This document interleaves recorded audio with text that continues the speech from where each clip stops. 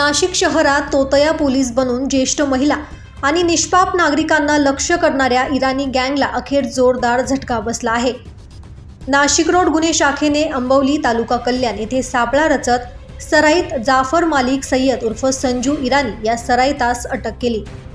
या सराईत गुन्हेगारास अटक करणे जवळपास अशक्य होते, कारण जिथे हा सराईत लपून बसला होता त्या ठिकाणी संपूर्ण इराणी टोळी सक्रिय आहे।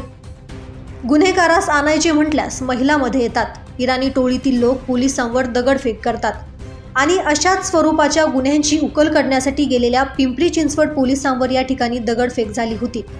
ज्या दिवशी पिंपरी चिंचवड पोलिसांवर दगडफेक झाली त्याच दिवशी पहाटे म्हणजेच 18 फेब्रुवारी रोजी नाशिक रोड पोलिसांनी या गुन्ह्यातील सराईत जाफर मालिक सय्यद उर्फ संजू इराणी याला अटक केली।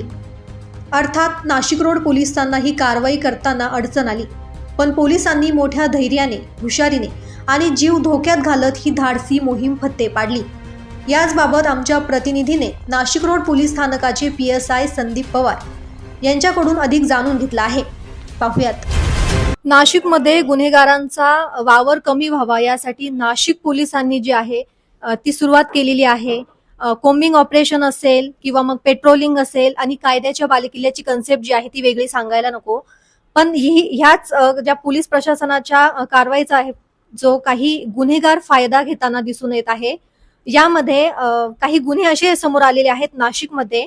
काही तोतया पोलीस जे समोर येतात, सकाळी असेल किंवा शक्यतो सकाळच्या वेळात जे आहेत हे वृद्ध महिलांना असो किंवा नागरिकांना असो टार्गेट करतात। पुढे पोलिसांची कारवाई सुरू आहे, पुढे खून झाला आहे, तर तुम्ही जे आहे तुमच्याकडचे दागिने आमच्याकडे द्या, आम्ही ते सुरक्षितरित्या तुम्हाला पॅक करून तुम्हाला परत देतो, असं काहीही कारण सांगून जे आहे ते जे दागिने आहेत ते परत त्यांच्याकडे घेतात आणि हे दागिने लंपास करतात। मग अशा वेळेस नागरिकांनी काय काळजी घ्यायची, खरे पोलीस कोण, खोटे पोलीस कोण, नेमकं कसं ओळखायचं, हे सर्व जे आहे ते आज आपण जाणून घेणार आहोत। आपल्यासोबत नाशिक रोडचे PSI आहेत संदीप पवार सर, त्यांच्याकडून आपण या गुन्ह्यांबाबत जाणून घेणार आहोत। नमस्कार सर। नाशिकमध्ये जे आहे ते हे गुन्हे खूप जास्त प्रमाणात वाढत आहे, तर मुळात या गुन्ह्यांचा प्रकार काय आहे, नेमकं नागरिकांना काय सांगितलं जातं? ही एक इराणी कम्युनिटी आहे। इराणी टोळी जी आहे, इराणी लोक काय करतात की सकाळच्या वेळेला नागरिकांना, आता नाशिक जिल्ह्याचं जर बोलायला झालं तर नाशिक आयुक्तालयात माननीय पोलीस आयुक्त श्री संदीप कर्णिक सर यांच्या कन्सेप्टनुसार जो कारवाई चालू आहे, कायद्याचा बालेकिल्ला असो, नाकाबंदी असो, कोम्बिंग ऑपरेशन्स असो, पोलिसांची प्रभावी कारवाई चालू आहे। त्याच्यामुळे ते लोक आल्यानंतर सकाळी जे नागरिक फिरत असतात किंवा महिला फिरत असतात त्यांना सांगतात की पुढे नाकाबंदी चालू आहे, तुम्ही हे दागिने का घातले, पुढे चोरी झाली आहे, चेन स्नॅचिंग झाली आहे, असे त्यांना कारण सांगून त्यांच्याकडनं ती दागिने काढावे सांगतात आणि काढल्यानंतर ते हातचालाकीने गायब करून निघून जातात।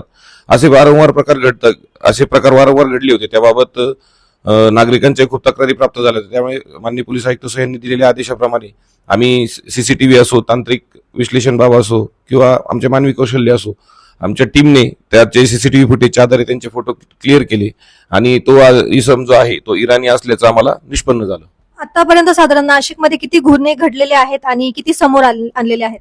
आतापर्यंत साधारण 18 गुन्हे जे घडलेले आहेत त्यापैकी 10 गुन्हे आम्ही आता या जे टोळी पकडली त्यांच्याकडनं निष्पन्न केले आणि त्यातला गेला मुद्देमाल देखील रिकव्हर केलेला आहे। एक इराणी टोळीतला इसम आहे तो तुम्ही पकडला होता। मला एक सांगायचंय सुरुवातीला की इराणी टोळीमध्ये जी मुंबईला आहे ती मुळात तिथे 200-250 जे गुन्हेगार आहेत किंवा कुटुंब आहेत ते राहतात, त्यामुळे तिथून कुठलाही गुन्हेगार इकडे आणणं हे जवळपास अशक्य समजलं जातं।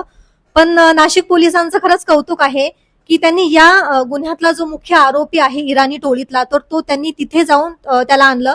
तर तो सर्वात थरार होता, तो खरंच एखाद्या चित्रपटाला शोभेल असा होता, कारण पहाटे 4 वाजता जी आहे ती त्यांनी पोलिसांनी जी आहे ती कारवाई केली होती। तर याबद्दल आम्हाला, त्या थराराबद्दल आम्हाला सविस्तर सांगा। ज्यावेळेस आरोपीचं नाव निष्पन्न झालं त्यावेळेस आम्ही तिथे गेलो, स्थानिक पोलिसांची देखील आम्ही तिथे मदत घेतली। तर इराणी गल्लीतून आरोपी आणणं थोडंसं अवघड जातं, कारण तिथल्या स्थानिक त्यांचे जे नातेवाईक महिला आहेत, महिला पुढे येतात आणि त्या विरोध करतात, दगडफेक करतात, अशा प्रकारे यापूर्वीचा आम्हाला अनुभव होता। त्यामुळे आम्ही दिवसाची कारवाई टाळता रात्रीच्या वेळी आम्ही त्याचं घर आमच्या गोपनीय बातमीदारांकडनं हेरून घेतलं आणि स्थानिक पोलिसांच्या मदतीने जाऊन आम्ही त्याला तिथून घरातून उचलून घेतलं। परंतु त्याला उचलल्यानंतर देखील ज्यावेळेस गडबड झाली त्यावेळेस देखील तिथे बऱ्याच प्रमाणात आम्हाला विरोध झाला, महिला पुढे आल्या, परंतु स्थानिक पोलिसांनी केलेल्या मदतीमुळे आम्हाला त्याला तिथून घेऊन येणं शक्य झालं. पहाटे 4 वाजता तो प्रसंग काय होता? पहाटे 4 वाजता त्याला कसं पकडलं? पहाटे 4ला ज्यावेळेस तो चहा प्यायच्या इराणी लोक हे चहा बऱ्यापैकी पितात भरपूर प्रमाणात, तर तो चहा पिण्यासाठी येतो हे आम्हाला माहिती होतं. आम्हाला आमच्या माणसांनी सांगितलं होतं की 4च्या दरम्यान तो चहा पिण्यासाठी येतो. तो चहाच्या टपरीवर आल्यानंतर त्याला आम्ही तात्काळ गळ्यात हात घातला आणि उचलून गाडीत टाकलं. तर हे गुन्हे जे आहे ते बरेच घडत आहे. तर आता बऱ्याचदा पोलीस जे आहे ते सिव्हिल ड्रेसमध्ये असतात, त्यामुळे मुळात खरा पोलीस कोण आणि तोतया पोलीस कोण हे नागरिकांना ओळखणं जरा अवघड होऊन बसतं. त्यामुळे आता हा फरक नागरिकांनी कसा करायचा की खरा पोलीस कोण आणि खरंच जो समोर आपल्याला सांगत आहे ते खरेच पोलीस सांगत आहे? आपल्या माध्यमातून मला नागरिकांना एकच आवाहन करायचं की पोलीस कधीही तुम्हाला तुमच्या गळ्यातील दागिने किंवा अंगठ्या किंवा काही काढून ठेवा आणि ते आमच्याकडे द्या असं कधीच सांगत नाहीत. शक्यतो असं जर कोणी तुम्हाला सांगत असेल तर पहिले त्याला ओळखपत्र मागणं, कारण ओळखपत्र मागणं हा नागरिकांचा अधिकार आहे. तो त्यांनी नागरिकांनी ओळखपत्र त्यांनी टाळाटाळ केलीच तात्काळ 112ला फोन करावा. हे याच्या आणि शक्यतो पोलीस कुठल्याही महिलेला किंवा पुरुषाला किंवा कुणालाही दागिने काढून ठेवा, दागिने घाला, दागिने पुढे चोरी झाली आहे म्हणून काढून ठेवा असं कोणी सांगत नाही. धन्यवाद सर. तर आता आपण जे आहे नाशिकमध्ये जे गुन्हे घडत आहे त्याबद्दल सरांसोबत चर्चा केली. त्यामुळे नागरिक जेव्हा बाहेर जात असतात तेव्हा नागरिकांनी देखील ही काळजी घेणं गरजेचं आहे. जेव्हा कुणीही तुम्हाला सोनं काढून द्या किंवा पुढे काहीतरी कारवाई सुरू आहे असं काहीही बनावट सांगत असेल, तुम्हाला संशय वाटत असेल तर तुम्ही पोलिसांकडून त्यांचा ID मागू शकता. कॅमेरामन आकाश भालेराव सह मी वैष्णवी सांगळे, नाशिक.